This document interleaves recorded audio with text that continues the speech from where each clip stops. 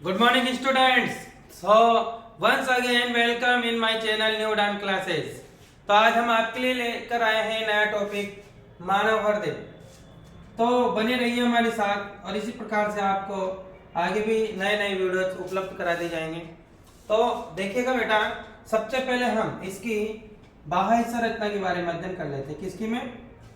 बाह्य संरचना। ठीक, इसकी बाह्य संरचना कैसी होती है? तो देखिए बेटा, जो मानव हृदय ये बाहर से कैसा होता है? इसके बाहर बेटा दो आवरण होते हैं। कितने आवरण होते हैं? दो आवरण, जिनको हम हृदय आवरण कहते हैं। क्या कहते हैं? हृदय आवरण कहते हैं। ठीक, अब जैसे मान लो ये दो आवरण है अपने, तो इनके मध्य में क्या बना होता है? एक द्रव बना होता है। इस द्रव को बेटा हृदय आवरणीय द्रव कहते हैं। क्या कहते हैं इसे? हृदय आवरणीय द्रव कहते हैं। और ये बाहर से देखने पर कैसा दिखाई देता है? बंद मुट्ठी के समान। कैसा दिखाई देता है? बंद मुट्ठी के समान शंक्वाकार दिखाई देता है। ठीक, और जहां तक बात करें इसकी वजन की, तो इसका वजन होता है बेटा 250 ग्राम से 300 ग्राम के मध्य। ठीक, और इसका जो रंग है वो हल्का लाल होता है। कैसा होता है? हल्का लाल होता है। तो ये जो हमारा बाहर से जो हृदय दिख रहा है, तो इसकी जो बाहरी संरचना बेटा वो ऐसी होती है। ठीक, अब बात कर लेते हैं अंदर की। तो इसकी जो आंतरिक संरचना है वो कैसी होती है? आंतरिक संरचना। तो जो हृदय में कितने कोष्ठ होते हैं बेटा? हृदय में कितने कोष्ठ होते हैं? 4 कोष्ठ होते हैं। हृदय में कितने कोष्ठ होते हैं? 4 कोष्ठ होते हैं। तो जो ऊपरी 2 कोष्ठ है, ये देखो, ये 1 और 1 2, इनको तो हम क्या कहते हैं? आलिंद कहते हैं। और जो निचले 2 कोष्ठ है, इनको बेटा हम नीले कहते हैं।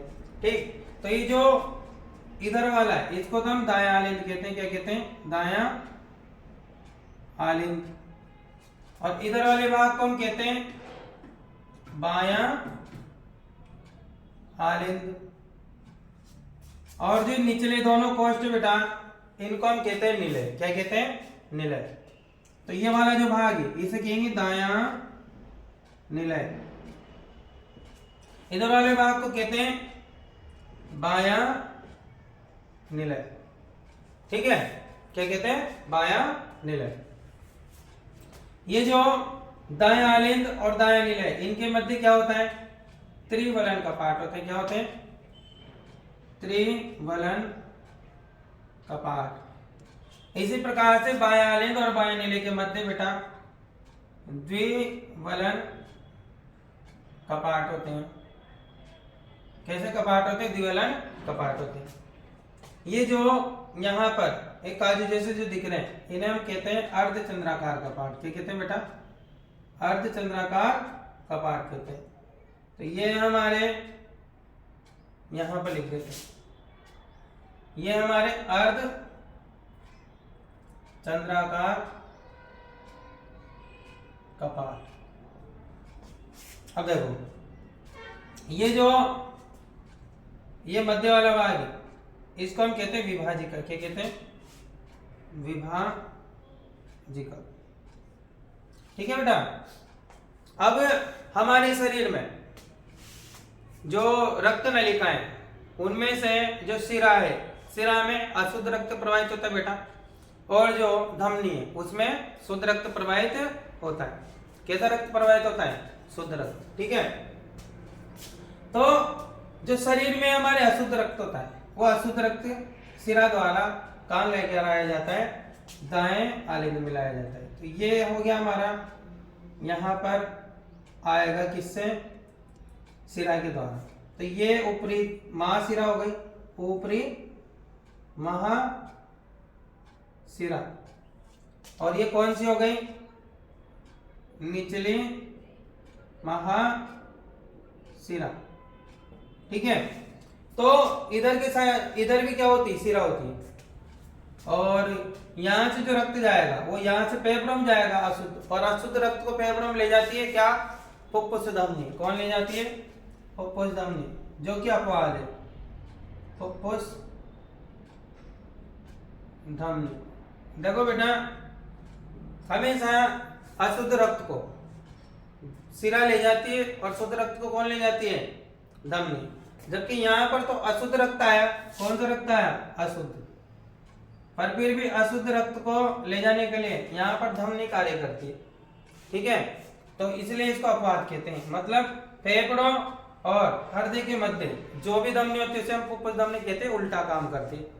ये धमनी शुद्ध को तो नहीं ले जाती, किसको ले जाती है? अशुद्ध रक्त को ले जाती है, ठीक है।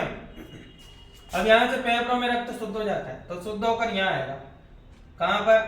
फुफ्फुस फुफ्फुस सिरा में आएगा बेटा, फुफ्फुस सिरा, ठीक, फुफ्फुस सिरा में। और यहाँ से जब अंदर आएगा तो यहाँ से होता हुआ और इधर से कहाँ पहुंच जाएगा? यहाँ पर।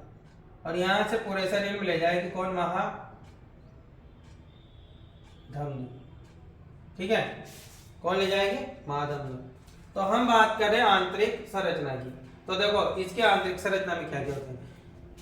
जो हृदय है उसमें 4 कोष्ठ होते हैं। ऊपरी 2 कोष्ठ आलिंद कहलाते हैं, जबकि निचले 2 कोष्ठ निलय कहलाते हैं।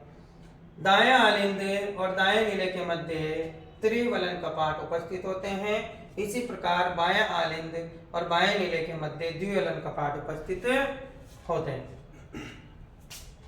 फुफ्फुस धमनी और महाधमनी में क्या लगे होते हैं? अर्धचंद्राकार कपाट लगे होते हैं। जबकि जो दायां आलिंद है, कौन है बेटा? दायां आलिंद। ये दायां आलिंद किससे जुड़ा होता है? महाशिरा से। किससे जुड़ा होता है? महाशिरा से। और जो दायां निलय, ये दायां निलय जुड़ा होता है फुफ्फुस धमनी से। ये सब लिखना है हमें, है ना।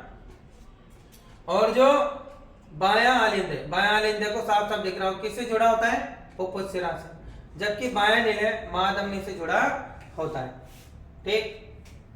और 2 आलिंद होते हैं, दोनों आलिंद के मध्य जो पट्ट होता है उसे अंतर आलिंद पट्ट कहते हैं। और जो दोनों निलय होते हैं इनके मध्य जो पट्ट होता है उसे अंतर निलय पट्ट कहते हैं। और इस पूरे को एक साथ हम कह देते हैं विभाजिका, ठीक। तो ये क्या करते हैं? इधर के भाग में जो अशुद्ध रक्त होता है उसे इधर जो शुद्ध रक्त है उसमें मिलने से रोकते हैं। परंतु कभी कभी क्या है, इस जगह पे छिद्र आ जाता है बेटा, इस कारण से वो कहते हैं ना हृदय में छिद्र होना, तो यहाँ पर होता है। तो इस कारण शुद्ध अशुद्ध रक्त मिल जाता है उनमें, ठीक। तो कुछ बच्चों में तो क्या होता है, ये अपने आप ही जैसे जैसे उम्र बढ़ती जाती है ना तो बंद हो जाता है। तो ये तो रही इसकी क्या बेटा? आंतरिक संरचना। अब बात कर लेते हैं इसकी क्रियाविधि की, अर्थात दोहरा परिसंचरण व्यवस्था की। दोहरा परिसंचरण व्यवस्था, ठीक। तो इसको तो मान लो आप शरीर, ये हृदय, ठीक, और ये अपना फुफ्फुस।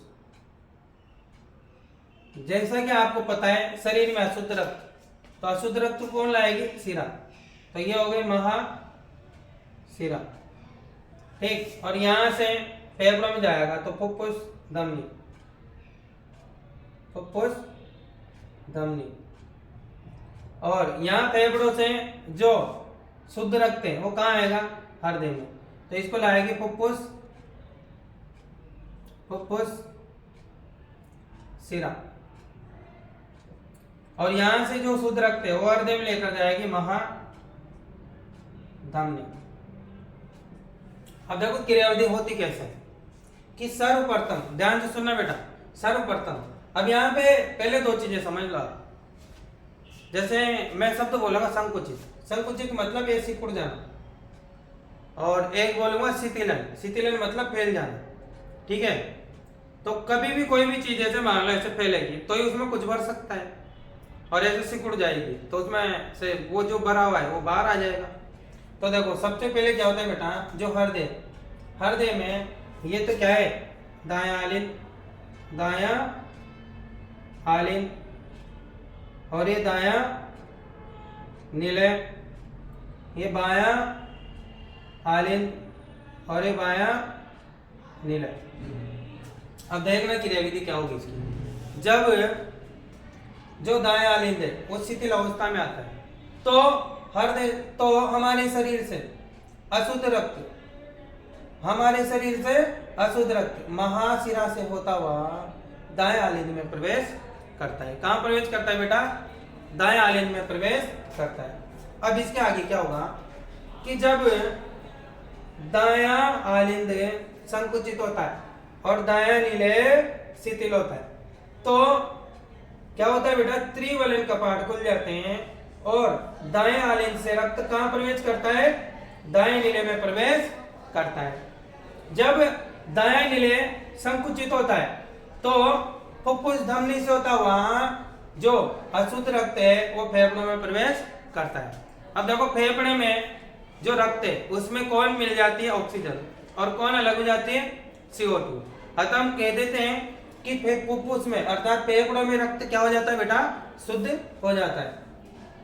अब जो फेफड़ों से शुद्ध रक्त है यह बायां आलिंद शिथिल अवस्था में आने पर फुफ्फुस शिरा द्वारा बायां आलिंद में प्रवेश करता है।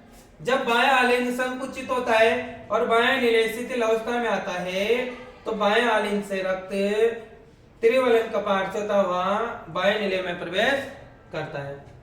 और जब बायां निलय संकुचित होता है तो द्विवलन कपाट बंद हो जाता है और अर्धचंद्राकार कपाट खुल जाता है। इस वजह से जो बाएं निलय है इसका रक्त महाधमनी से होता हुआ पूरे शरीर में पंप कर दिया जाता है। इस प्रकार से रक्त के एक पूर्ण चक्कर में हृदय से रक्त एक बार और ये एक बार इधर, तो कितनी बार गुजरा? रक्त के एक चक्कर में हृदय से रक्त कितनी बार गुजरा? 2 बार गुजरा, एक बार अशुद्ध और एक बार शुद्ध। अतः इसे हम दोहरा परिसंचरण व्यवस्था कहते हैं। तो बेटा अपना जो जटिल शरीर होता है, जटिल शरीर में हमें अधिक ऑक्सीजन की आवश्यकता होती है, अतः शुद्ध और अशुद्ध रक्त का अलग होना आवश्यक है। तो हमारे लिए जो दोहरा परिसंचरण व्यवस्था है, सॉरी यहाँ गलत लिखा है, तो ये दोहरा परिसंचरण व्यवस्था है, ये क्या होती है? बहुत ही अत्यावश्यक होती है ताकि हमारे शरीर में ऑक्सीजन की पूर्ति आसानी से हो सके। तो ये था हमारा अर्धेश जो कि हम कंप्लीट कर चुके हैं। अब अगले वीडियो में मिलते हैं आपके साथ नए टॉपिक के साथ। तब तक के लिए धन्यवाद।